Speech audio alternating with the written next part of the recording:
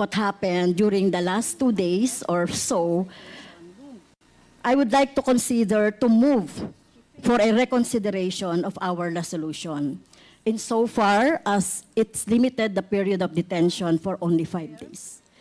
I move, Mr. Chair, that the period of detention of Attorney Lopez be 10 days instead of 5 days. So move, Mr. Chair. 10 days, so additional 5 days, tama po ba? Yes, Mr. Chair, kasi hindi na siya makaka-attend ngayon, ano. Talagang ano, no, so nakita naman natin sa history nung kanyang evasive attitude, behavior, at itong kinreate niya na sinasabi niya na nagpagsisinungaling niya na hindi naman siya hinaras or hindi naman siya na-barge yung kanyang, yung room ay kasama na po yan. So yung lahat ng mga pangyayari, Mr. Chair. So I repeat, I move to extend the period of contempt of Attorney Zulaika Lopez, Mr. Chair. Is there second to the motion? Mr. Chair, Congressman Marcoleta. thank you, Mr. Chair. Before an action may be taken by the committee, may I know how the totality of evidence was evaluated that merited the contempt order by the chair? Congresswoman Castro. Mr. Chair, I'd like to Mr. Chair, may I I'd like to answer? apprise the Yes, court, Congresswoman Mr. Chair, Castro. So, that in the case so of sino po ang ina-acknowledge niyo, This nire-recognize, is- Mr. Chair? Congressman this is a point of Marcoleta. information, Mr. Okay. Chair. This is Yes. something that has to do with the rights Congressman of the liberty Marcoleta. people. In the court,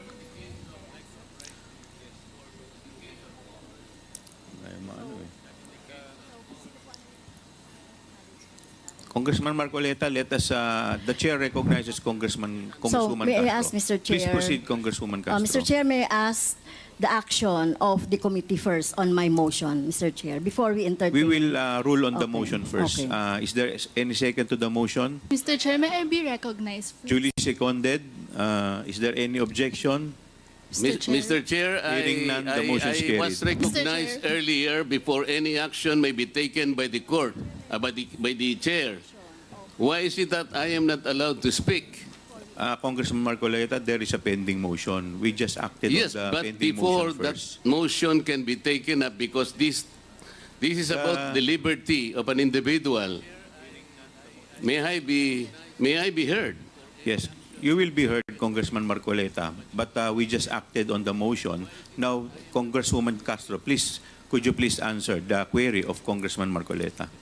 I have not yet asked the question, Mr. Chair. Okay, I am please trying to continue. explain my point.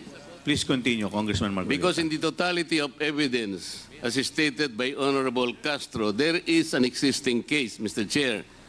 Ong versus Senate, GR number 257401, which says that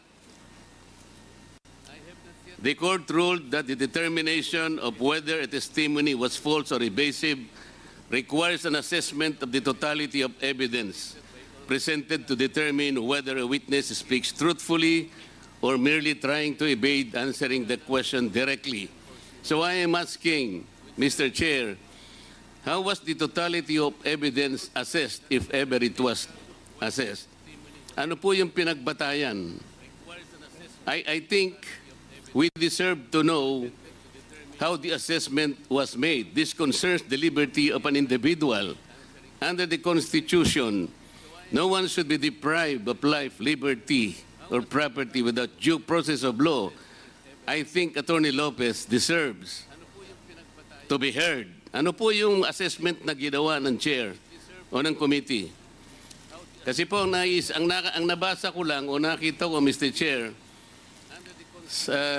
Attorney Lopez wrote the COA explaining the position of the OBP that the audit observation memo is not conclusive, which means Mr. Chair, Attorney Lopez is merely explaining the nature of an audit observation memo. If I were the lawyer of the OBP, I would have done the same. Because I think the very nature of the AOM, it is not final and executory. Why would the COA abdicate its mandate of auditing the transaction or the funds utilization of the OBP? Why would the committee, Mr. Chair, arrogate upon itself the very mandate and responsibility of the Commission on Audit? Article 9D, Section 2, Paragraph 1 of the 1987 Constitution, Mr. Chair, I will read.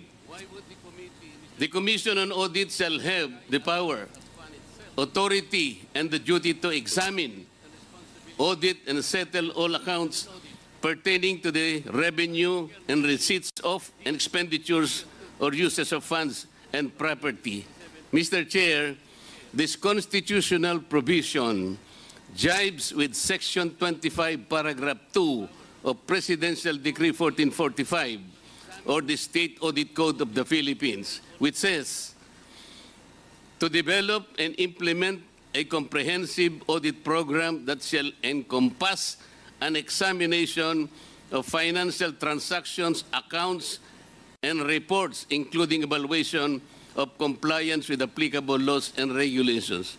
Meaning to say, Mr. Chair, the mandate and authority to audit accounts on the expenses or expenditures of government is only the COA.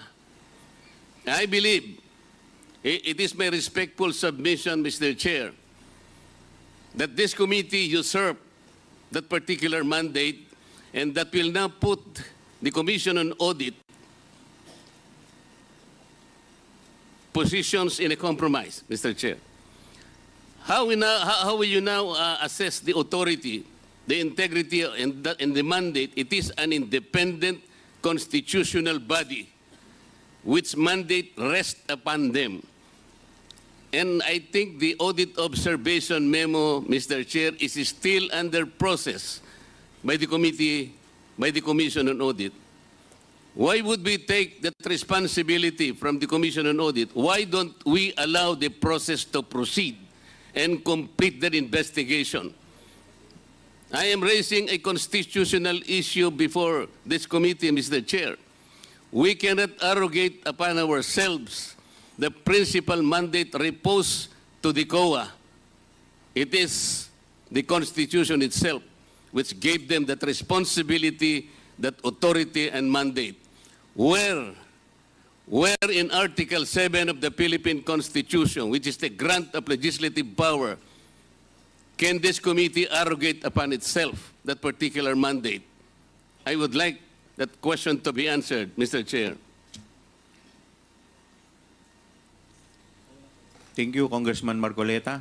The Chair would like to recognize the Honorable Congressman Paduano. Thank you, Mr. Chairman. Mr. Chairman, just to clear it out with regards to the jurisprudence that's cited by the Honorable Marcoleta with regards to Ong versus Senate, that is true. No, that the resolution of the Supreme Court favors Lincoln Ong, but that is a question of due process because Lincoln Ong that time was cited in contempt. Now, question the case of Mr. Chair, I directed Andale the po. question to you. I am not yet finished my manifestation or answer to the query of the Honorable Marcoleta. Mr. Chairman. Mr. Please Chair, wait was to be the recognized. Honorable... Congressman Marcoleta, wait to Chairman. be recognized. Mr. Chairman, I have all Mr. the right. Chair, Paduano, you the have question was addressed to...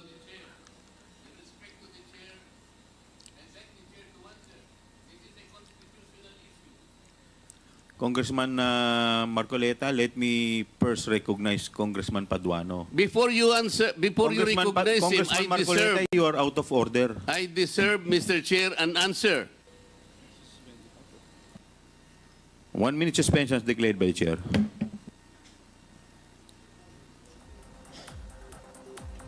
Bakit siya yung...